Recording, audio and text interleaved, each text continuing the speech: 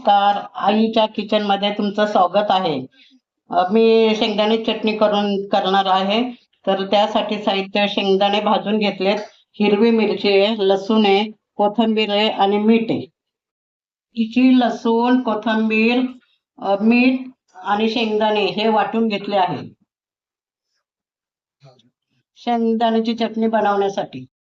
आणि परतण्यासाठी मी तवा ठेवलाय, त्याच्यात तेल टाकते आता.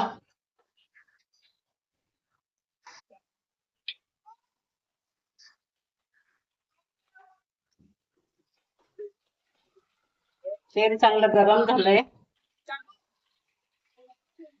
आता चटणी टाकते परतण्यासाठी.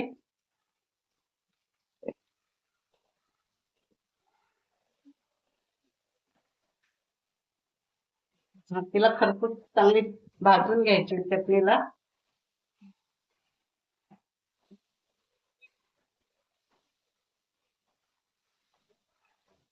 शेंगदाण्याची चटणी खाण्यासाठी तयार झाली आहे खाण्यासाठी.